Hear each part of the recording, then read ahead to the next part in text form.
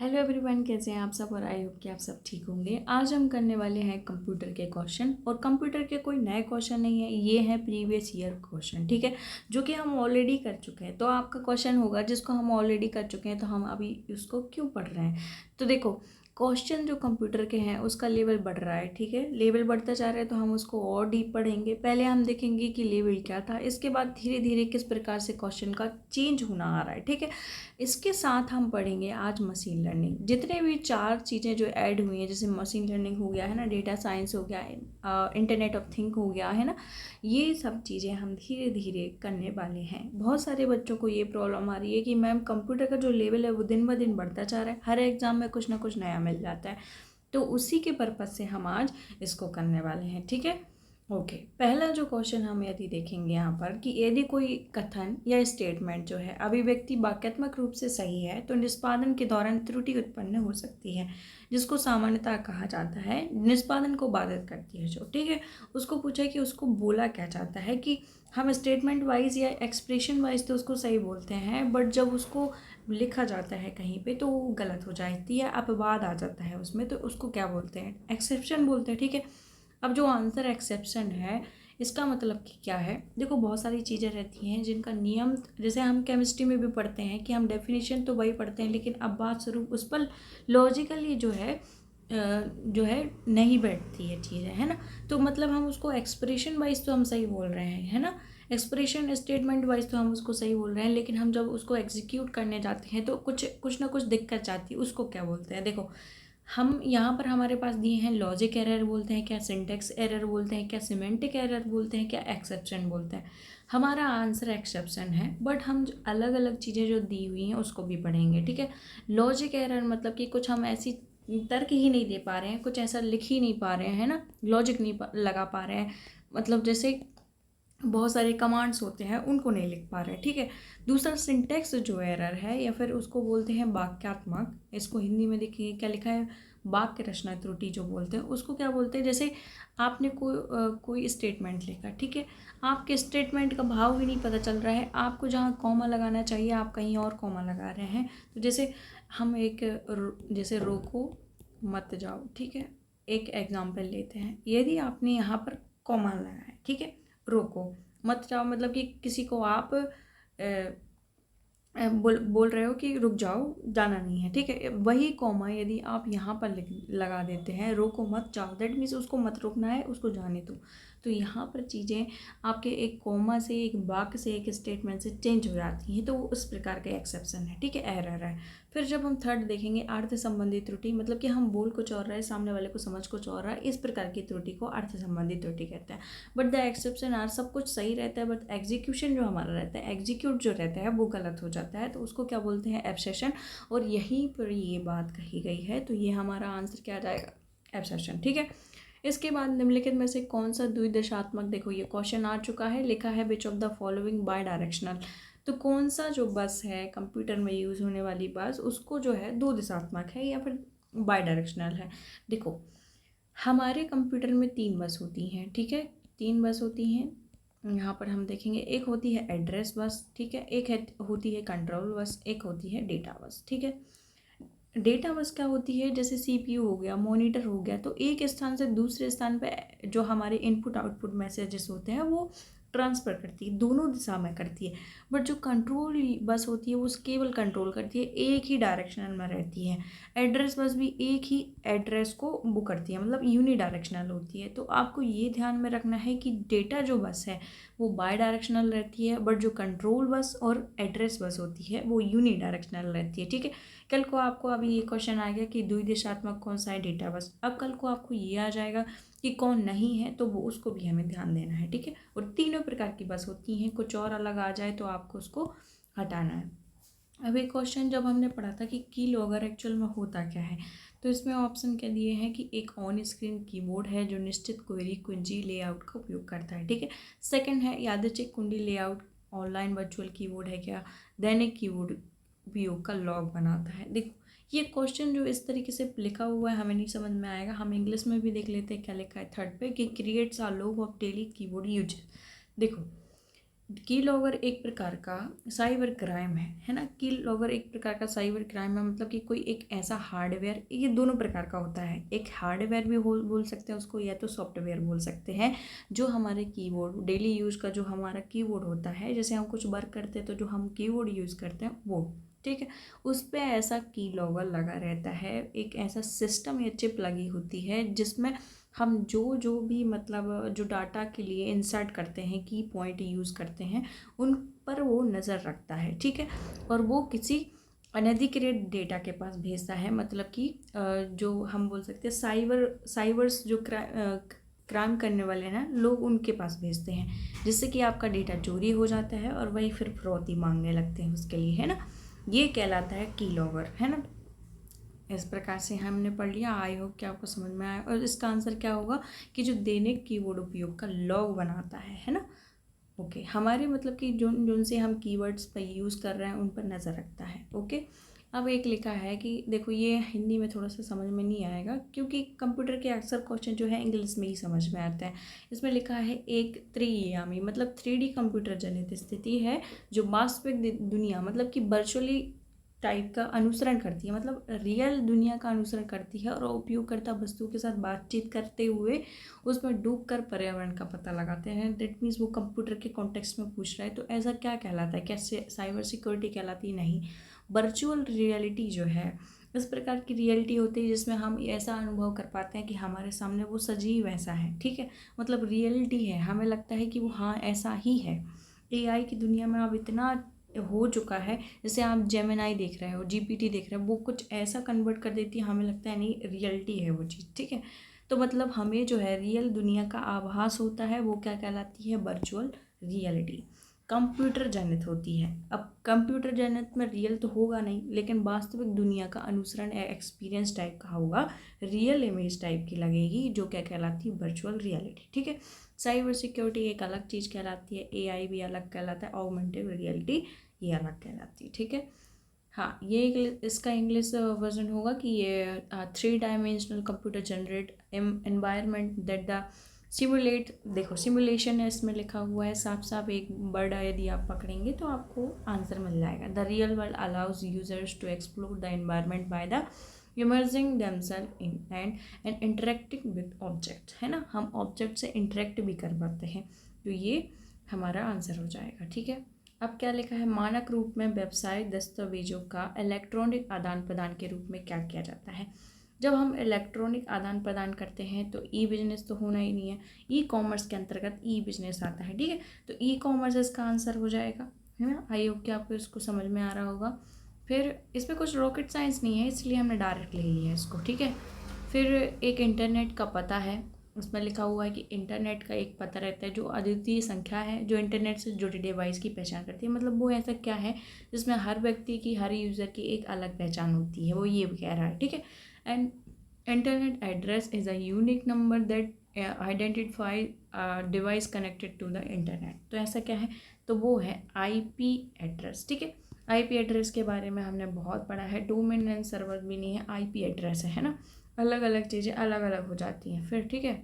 अब प्रोटोकॉल की बात कर रहे हैं, देखो प्रोटोकॉल अलग अलग प्रकार के होते हैं, जैसे लिखा है एफटीपी, है ना, एफटीपी, एचटीएमएल, है ना, यूआरएल, फिर डीएनएस। तो लिखा है कि ऐसा प्रोटोकॉल जो दो कंप्यूटर के बीच फाइल, अब फाइल आ गया तो क्या, देखो हम यहाँ पे यदि फुल फॉर्म भी करते हैं, या ये क्या लिखा है? File transfer protocol. ये क्या लिखा है? हाइपर टेक्स्ट मार्कअप लिखा है। इसके जो फुल फॉर्म है ना, आपको ये भी पढ़ने हैं। कभी कभी यूआरएल का फुल फॉर्म आ जाता है, कभी कभी डीएनएस का फुल फॉर्म आ जाता है, तो आपको ये भी देखना है ना। फाइल ट्रांसफ़र प्रोटोकॉल इसका ये फुल फॉर्म हो जाएगा। सेकेंड वाले का हो जाएगा hyper text markup language. Third one का हो जाएगा यूआरएल, मतलब कि uniform source locator, resource locator, ठीक है, ये हो जाएगा आंसर। फिर डोमेन नेम सिस्टम, ये चारों के फुल फॉर्म हो गए। फिर हम देखेंगे फाइल ट्रांसफ़र का बोल रहा है, तो यहाँ पर जो फाइल ट्रांसफ़र प्रोटोकॉल है, यहाँ पे तो इसका फुल फॉर्म में ही सब कुछ लिखा हुआ है ना, इसी की बात हो रही है, तो ये आंसर हो जाएगा।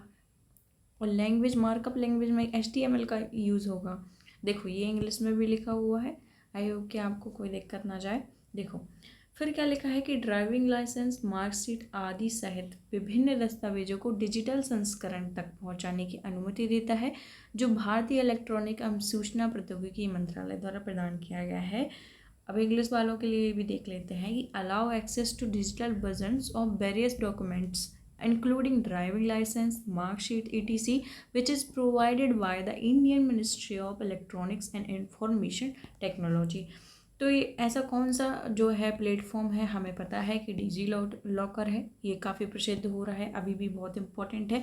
इसमें हम सारे के सारे डॉक्यूमेंट्स रख सकते हैं, वो सेव भी होते हैं और कहीं भी हम जा सकते हैं, उसका एक्सेस ले सकते हैं। ठीक है, ये हमारा आंसर हो जाएगा। फिर हम नेक्स्ट पे देखेंगे ऑपरेटिंग सिस्टम की मेमोरी में लोड करने की प्रक्रिया क्या है। देखो ये काफ़ी इम्पोर्टेंट क्वेश्चन है और हम ना ऑपरेटिंग सिस्टम का कुल मिला के हम सॉफ्टवेयर का जो है अलग से लेक्चर ले लेंगे कि सॉफ्टवेयर कितने प्रकार के होते हैं। सिस्टम सॉफ्टवेयर होता है, एप्लीकेशन सॉफ्टवेयर होता है, यूटिलिटी सॉफ्टवेयर होता है। सिस्टम सॉफ्टवेयर के अंतर्गत ही आ जाएगा हमारा ऑपरेटिंग सिस्टम। ठीक है, जिसमें MS DOS जैसी चीज़ें रहती हैं, विंडोज़ रहता है, फिर उसके बाद यूनिक्स रहता है, लाइनक्स रहता है ना। लाइनक्स के बारे में काफ़ी क्वेश्चन आ चुके हैं। यूनिक्स कमांड आधारित है या फिर ग्राफिकल यूज़र इंटरफेस है, ये वाले क्वेश्चन भी आ चुके हैं, तो हम इनको ज़रूर लेंगे। ठीक है, किसी लेक्चर में। बाकी अभी हमें जो है प्रक्रिया क्या कहलाती है वो बोल रहा है। तो ऑपरेटिंग सिस्टम की जो मेमोरी में लोड करने की प्रक्रिया रहती है वो क्या कहलाती है, बूटिंग। ठीक है, लोड करने की देखो अलग अलग चीज़ों में, अब आप बोलोगे लोडिंग भी तो कहलाता है, साफ लिखा है कि लोडिंग। डीबगिंग क्या होता है कि बग निकाला, मतलब कि कंप्यूटर में जब कोई खराबी आ जाती है उसको सुधार करना उसमें, तो डीबगिंग। कंपाइलिंग किसी भी चीज़ का कंपाइल करना। ठीक है, फिर बूटिंग एक अलग चीज़ हो जाती है। हर चीज़ के अलग अलग शब्दावली होती हैं। वही ऑपरेटिंग सिस्टम की जब मेमोरी में लोड करने की प्रक्रिया है, that is not loading, that is booting. ठीक है, ये आंसर हो जाएगा हमारा। फिर हमारा देखेंगे हम नेक्स्ट क्वेश्चन क्या है कि जब कोई हैकर किसी अनधिकृत उपयोगकर्ता को अभेद अनुरोधों के साथ किसी सेवा, उपकरण या किसी संसाधन तक पहुंचने से सीमित करता है। मैंने आपको पहले भी शायद इसको बहुत अच्छे से एक्सप्लेन किया था, एक बार इंग्लिश में देख लेंगे। फिर इसके बाद हम क्या करेंगे, इसका फुल फॉर्म देखेंगे। When a hacker limits an unauthorized user from accessing a server device और any resource with illegal request, this scenario is called, क्या बोलते हैं इसको, DOS बोलते हैं इसको। DOS मतलब कि डिनाइल ऑफ सर्विस। ठीक है, डिनाइल ऑफ सर्विस। देखो कोई जैसे आपकी फ़ाइल है, ठीक है, हम फाइल है, हम वहाँ तक पहुँचना चाहते हैं, बहुत इंपॉर्टेंट है, लेकिन वो इतने ट्रैफिक्स जाम कर देता है, इतनी ऐड, इतने ट्रैफिक्स, इतना कुछ कि हम अपने मेन उद्देश्य या मेन काम तक पहुंच ही नहीं पाते। ठीक है, ये कहलाता है डिनाइल ऑफ सर्विस। ठीक है, एक्सेसिंग सर्विस तक हम नहीं पहुंच पाते, हम उस चीज़ को जो हमें एक्सेस करना है उस तक नहीं पहुंच पाते। ठीक है, अनधिकृत उपयोगकर्ता क्या करते हैं, उपकरण किसी संसाधन तक पहुंचने से सीमित करता है, ये कहलाता है DOS। ठीक है, फिशिंग क्या कहलाता है, अब यहाँ पर फिशिंग भी लिखा हुआ है। फिशिंग मतलब कि किसी डाटा को जानने की इच्छा रखना, जैसे स्पैम के तहत भी फिशिंग होती है ना, जैसे मैसेजिंग के तहत भी होती है, और फिर कॉल की तरह आजकल होने लगा है कि हम कॉल करते हैं क्या आपका ये डाटा है, क्या आपका ये डाटा है, मतलब जानने की इच्छा, आपका जो निजी डाटा है उसको जानने की इच्छा या फिर जानने की कोशिश करना फिशिंग कहलाता है। ठीक है, ठीक है, अब हमने पढ़ लिया। फिर क्या लिखा है, MP ऑनलाइन किसके बीच एक सहयोगी है। देखो थोड़ा सा हिंदी में इसको कन्वर्ट करने में कहीं कहीं गलतियां हो जाती हैं, तो कोऑपरेट करना आप थोड़ा। ठीक है, क्या लिखा है, MP ऑनलाइन किसके बीच एक सहयोगी है, मतलब कि जो MP ऑनलाइन है किसके साथ उसने जो है पार्टनरशिप की है, मतलब MP online is a partner between हुम। तो हमें पता है ये जो है टाटा कंसल्टेंसी सर्विस के साथ यहाँ पर ये पार्टनर है, Madhya Pradesh government plus Tata consultancy service TCS जो है इसके साथ है। हमें अभी तक नहीं पता था, लेकिन अभी आप बहुत अच्छे से लिख लो, क्योंकि ये क्वेश्चन जो है काफ़ी बार रिपीट हो चुका है। आई होप कि आगे आएगा तो हमसे बनना चाहिए। ठीक है, हाँ, और बहुत अब जब चैट GPT आया था तो चैट GPT की फुल फॉर्म को बहुत पूछा जा रहा है, तो डायरेक्ट मैंने इस तरीके से लिख दिया। एक क्वेश्चन ये कि GPT का फुल फॉर्म क्या होता है, जनरेटिव प्रीट्रेंड ट्रांसफॉर्मर। ठीक है, साथ में जो WWW वर्ल्ड वाइड वेब है उसका फुल फॉर्म भी पूछते हैं, तो ये आई होप कि मुझे आपसे ना बताना पड़े और आपको खुद बनना चाहिए। अब फिर क्या लिखा है कि कौन सा जो प्लेटफॉर्म है अपनी नियमित पोस्ट, मतलब कि 280 वर्ण लिखा है, वर्ड्स है, सीमा रखने के लिए जाना जाता है। उसकी 280 वर्ड्स की सीमा होती है। तो वो कौन सा है? एक्स है ना, एक्स है। इसको एक्स किसका नाम है? ट्विटर का ही दूसरा नाम है एक्स, और इसके जो मालिक हैं या फिर ओनर हैं अब कौन हो चुका है? एलन मस्क, है ना। ये तो आपको सबको पता होगा, और इसी पर ब्लू टिक भी मिलता है, ये क्वेश्चन भी आता है। अब हम नेक्स्ट देखेंगे कि कौन सी कंपनी फेसबुक, इंस्टाग्राम और व्हाट्सएप का स्वामित्व संचालन करती है। तो मेटा है ना, हम कहीं भी लिखते हैं ये मेटा शब्द जरूर आता है जब हम इन चीज़ों को ओपन करते हैं। तो इसमें कोई रॉकेट साइंस नहीं है, इसीलिए मैं कुछ इसमें समझा भी नहीं रही हूँ। फिर क्या लिखा है? हाँ, यहाँ पर देखो, यदि इतने बड़े शब्दों को आपको नहीं समझ में आ रहा है तो आप बस एक लाइन देखेंगे। जैसे हम पढ़ रहे हैं, एक विकेंद्रीकरण डिजिटल बही खाता तकनीक जो कई कंप्यूटर पर लेन देन को सुरक्षित रूप से रिकॉर्ड करती है, मुख्य रूप से बिटकॉइन जैसी क्रिप्टो करेंसी। जहाँ पर ये शब्द आ गया बिटकॉइन, तो हमें पता है बिटकॉइन में क्या बनती है? ब्लॉकचेन। ठीक है, तो ब्लॉकचेन क्या हो जाएगा? इसका आंसर हो जाएगा। अब आर्टिफिशियल इंटेलिजेंट, ये अलग चीज़ है ना। आर्टिफिशियल इंटेलिजेंट अब वर्तमान की हर फ़ोन में इसका यूज़ हो रहा है। साथ ही साथ आर्टिफिशियल इंटेलिजेंस से हमारे काम भी बहुत आसानी से हो रहे हैं। ठीक है, और हर घर में आर्टिफिशियल इंटेलिजेंस का बहुत रोल बढ़ता जा रहा है। साथ में जब क्लाउड कंप्यूटिंग को जब हम देखते हैं, तो क्लाउड कंप्यूटिंग मतलब क्या होता है? एक जो है ऑनलाइन वर्चुअल जो स्टोरेज क्षमता है वो होती है। मतलब कि हम अपने डॉक्यूमेंट्स, हम अपने फाइल, हम अपनी चीज़ें, मेमोरी जो है क्लाउड में डाल देते हैं, है ना, और कहीं भी हम इसको एक्सेस कर सकते हैं। स्टोरेज के लिए ये क्लाउड कंप्यूटिंग जाना जाता है। ब्लॉकचेन क्रिप्टो करेंसी में यूज होती है, हमने देख लिया। IoT इंटरनेट्स ऑफ थिंग क्या कहलाती हैं? मतलब ऐसे उपकरण कहलाते हैं जो कि AI या फिर हम कह सकते हैं इंटरनेट के थ्रू जुड़े रहते हैं, और वो आपको क्या करते हैं? इंटरफेस को, यूज़र को जो है मैसेज देते हैं कि ये आपकी पर्टिकुलर चीज़ या हो चुकी है, आप इसको बंद कर दो, आप इसको चालू कर दो। ये फिर आपने वॉच देखी होगी, डिजिटल वॉच आजकल चलती हैं, हमारी हार्ट बीट तक बता देती हैं कि अभी आपकी हार्ट बीट्स इतनी हो रही है, या फिर आपने इतने फुट स्टेप रख दिए हैं। तो ये क्या किसका एग्जाम्पल है? Internet of thing.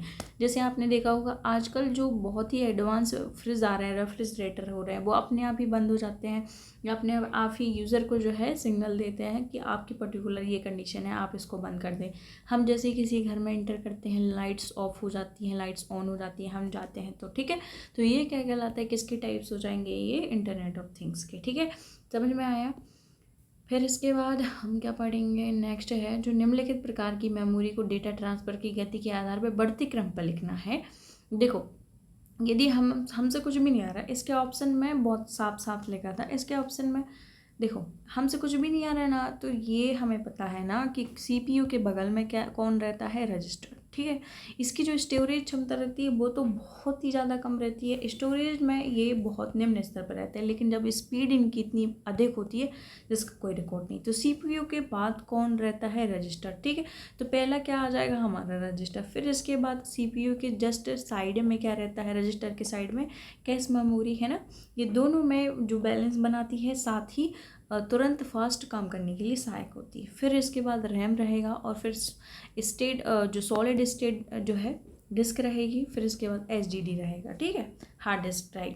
ये जो है इस प्रकार से ही इसका क्रम बना हुआ है, मतलब नीचे से फिर ऊपर। ठीक है, आई होप कि आपको समझ में आ रहा होगा।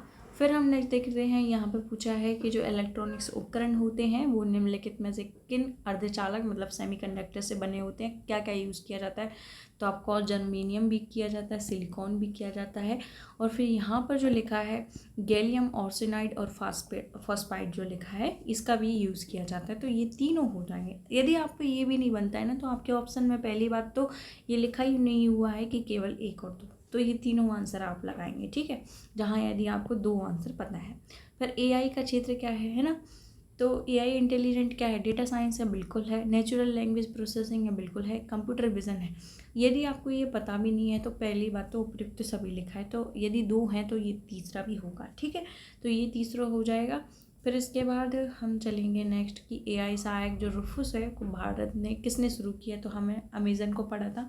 नॉर्मल मैं आपसे बता रही हूँ कि यदि ये क्वेश्चन फिर से रिपीट हो तो आपसे बनना चाहिए। ठीक है, हाँ, और जो समझाने का नहीं है उनको मैं नहीं समझाऊंगी। अब ये देखो, आपको ये पढ़ना है, आपके परीक्षा दाम में होंगे और नहीं होंगे तो आप मुझे बता देना, मैं आपको ये सेंड कर दूँगी, ठीक है। इसमें लिखा है ये मध्य प्रदेश का ई गवर्नेंस प्रोजेक्ट है। कुछ अलग अलग राज्यों द्वारा ई गवर्नेंस को, मतलब कि किस इंटरनेट को लोगों से शासन को जोड़ने के लिए ई गवर्नेंस प्रोजेक्ट चलाए जाते हैं ना, जिससे कि लोग उससे जुड़ चुके, गवर्नमेंट उससे जुड़ चुके और शासन को जो है इंटरनेट के थ्रू हम जोड़ सकें। तो अलग अलग जो राज्य हैं उनके द्वारा अलग अलग चीज़ें चलाई जा रही। उसमें लिखा है मध्य प्रदेश में कौन सा प्रोजेक्ट नहीं है।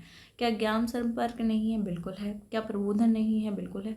जो लोक मित्र है वो नहीं है। कहीं कहीं लिखा है हिमाचल प्रदेश का है और कहीं लिखा है ये राजस्थान सरकार का है और कहीं दोनों जगह पे लिखा है। तो मतलब ये हमारे मध्य प्रदेश का नहीं है। और मैं सही बताऊँ तो ये क्वेश्चन 2025 में असिस्टेंट प्रोफेसर हिस्ट्री विषय से भी पूछा गया है, मतलब कि फेज़ जो बंद हुआ था उससे भी पूछा गया है, ठीक है।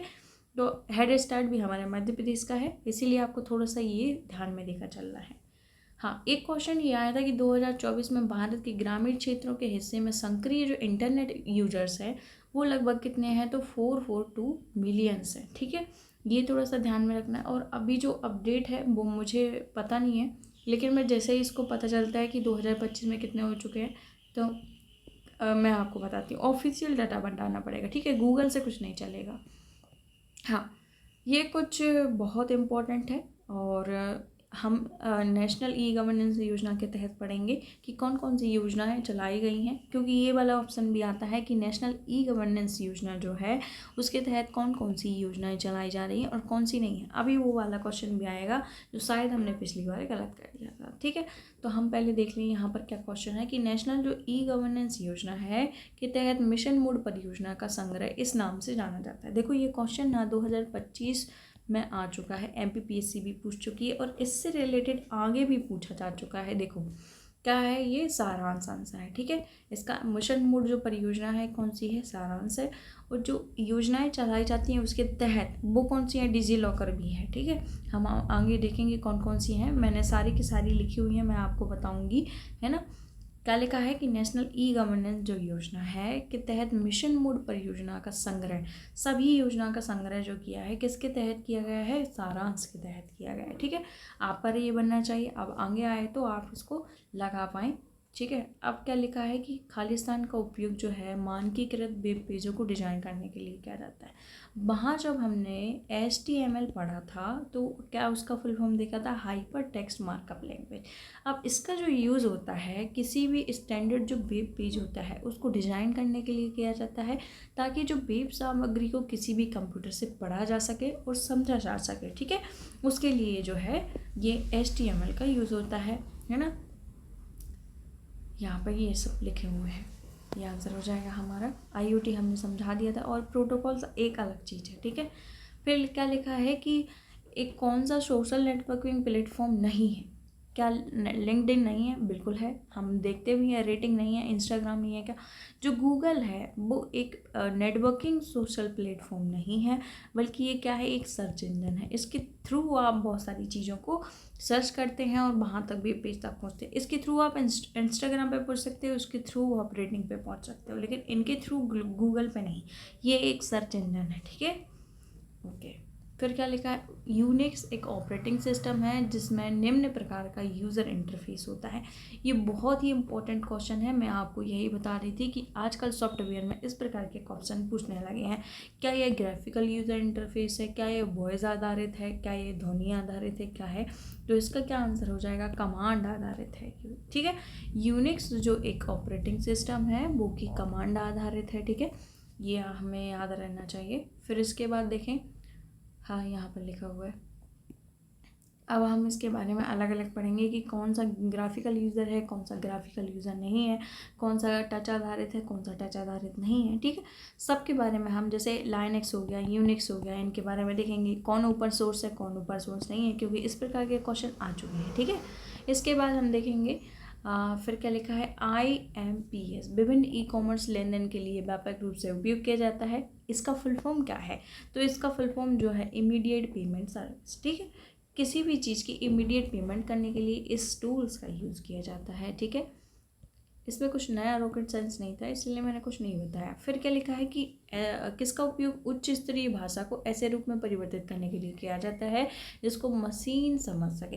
देखो, इसको तो मशीनी भाषा में किया जाता है ना। यदि हम इस शब्द को देखें तो हम नहीं पहचान पाएंगे कि इसका आंसर क्या है, लेकिन उसने बोला उच्च स्तरीय भाषा को समझने के लिए, तो जैसा कि उच्च स्तरीय है तो हमारा कंपाइलर और इंटरप्रेटर दोनों के दोनों इसमें आंसर होंगे। ठीक है, पीएससी फाइनल आंसर की में इसको चेंज कर दिया होगा उसने। ठीक है, हाँ, अब इसमें क्या पूछा, एआई जो है, एआई आर्टिफिशियल इंटेलिजेंट के क्षेत्र में मशीन की क्षमता को मानव स्तर की बुद्धिमत्ता से मेल खाने का परीक्षण कहाँ पे होता है, ट्यूरिंग टेस्ट में। ये हम परीक्षा एग्जाम में भी पढ़ चुके हैं, इसमें कुछ नया नहीं है। फिर क्या लिखा है कि एआई में जो NLP होता है उसका पूर्ण रूप क्या होता है, हमने अभी देखा था नेचुरल लैंग्वेज प्रोसेसिंग। ठीक है, तो ये आंसर हो जाएगा। हाँ, ये जो है, हाँ, यही क्वेश्चन मैं आपको बोल रही थी कि राष्ट्रीय ई गवर्नेंस जो प्रभाग है, मतलब कि इसमें मैंने लिखा हुआ था NEAP जो है, नेशनल ई गवर्नेंस जो योजनाएं हैं, इसमें हमें पता है मिशन मोड को संग्रह रूप में क्या बोलते हैं, सारांश बोलते हैं। ठीक है, इसमें बोला है अब परियोजना कौन कौन सी नहीं है, मतलब उसके अंतर्गत जो परियोजना है इसमें से कौन सी परियोजना नहीं है। तो जब हमने किया था तो उसका आंसर हमने ओपन फोर्स लगाया था, बट जो मैंने आज इसकी वेबसाइट चेक की तो ओपन फोर्स भी इसकी परियोजना है।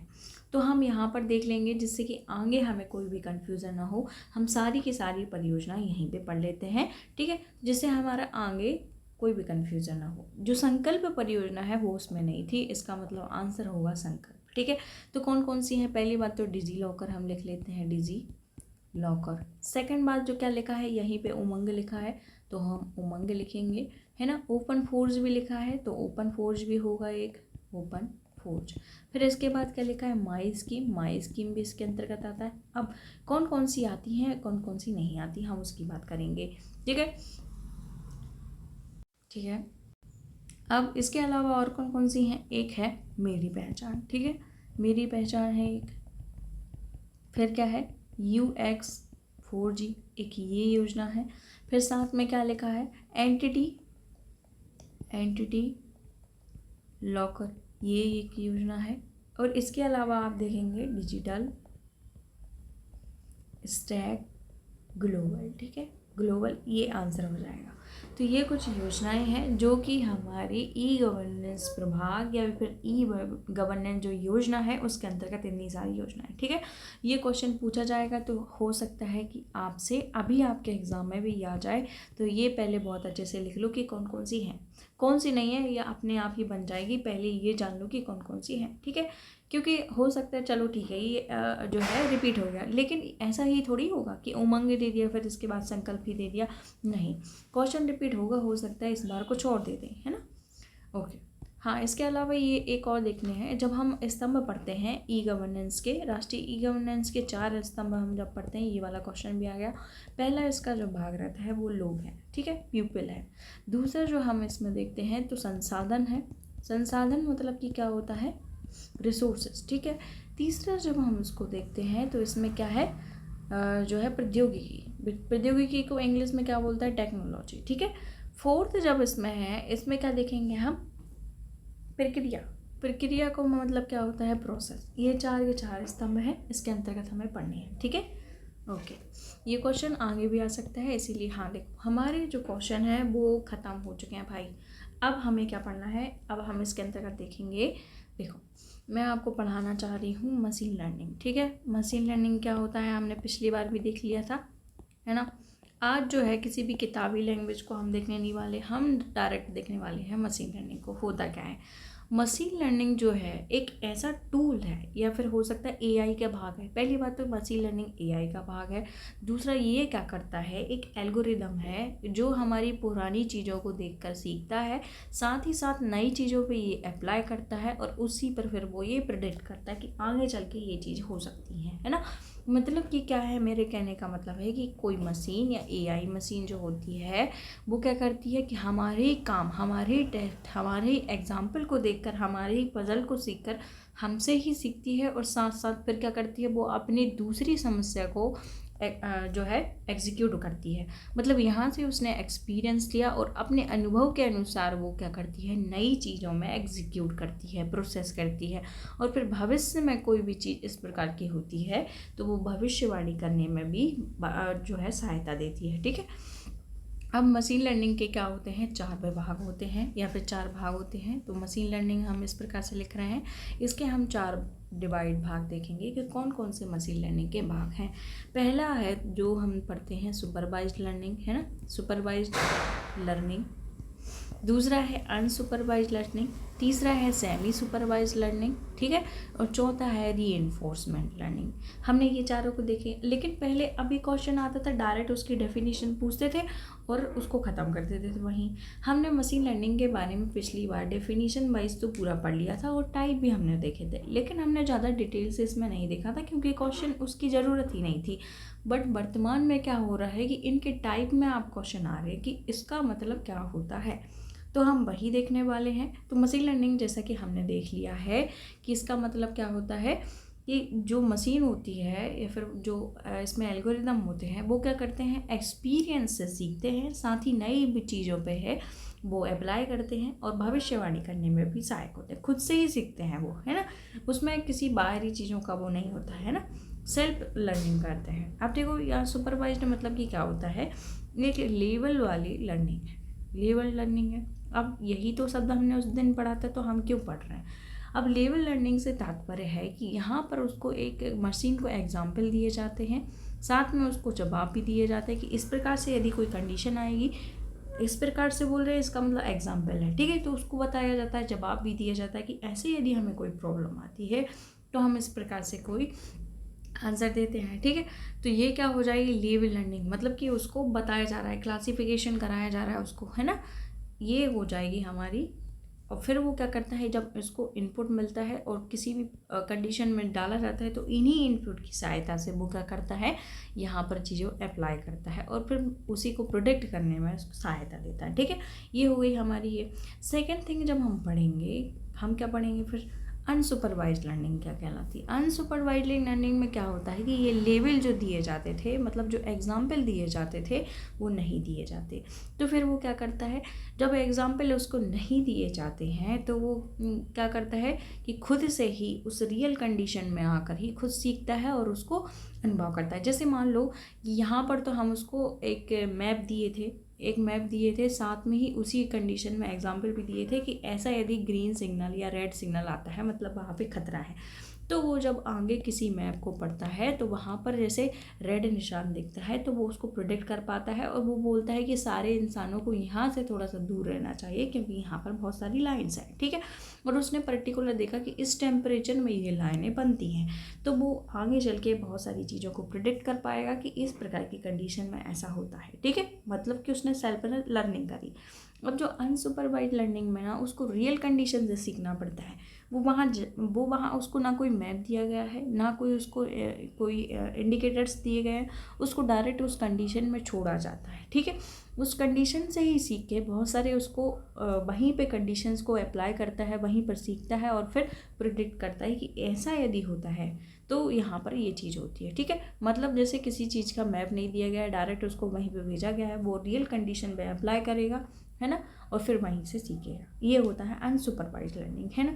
और जब सेमी सुपरवाइज्ड लर्निंग के हम देखते हैं तो ये दोनों प्रोसेसिंग कंडीशन आती हैं, सुपरवाइज्ड और अनसुपरवाइज्ड। कहीं कहीं लेवल होता है, कहीं कहीं बिना लेवलिंग के चीज़ों को करना पड़ता है। ठीक है, अब रीइंफोर्समेंट क्या होता है, रीइंफोर्समेंट सुपरवाइज्ड लर्निंग, इसमें क्या होता है कि जो कंप्यूटर रहता है वो हम बोलते हैं ना एरर और संतुष्टि से सीखता है। इसका मतलब ये क्या है, मान लो उसको किसी भी मशीन को हम अपने साथ चेस खिला रहे हैं या कोई गेम खिला रहे हैं, यदि हम जो जैसे रिएक्शन दे रहे हैं, हम जैसे इनपुट दे रहे हैं, हम जिस प्रकार से वो जो है हमारे चेस में रख रहे हैं गोटी, तो उसी प्रकार से वो देखता है कि ये हम कैसे खेल रहे हैं। ठीक है, और जैसे ही वो उसको अप्लाई करता है, वो एक बार हारता है फिर जीता है, फिर हारता है फिर जीता है। मतलब कि यदि वो हारता है तो उसको समझ में आता है कि किस प्रकार से उसको दंड मिला जा रहा है, जीतता है तो उसको पता है कि एक लेवल और हम बढ़ चुके हैं। इसका मतलब है कि वो जो है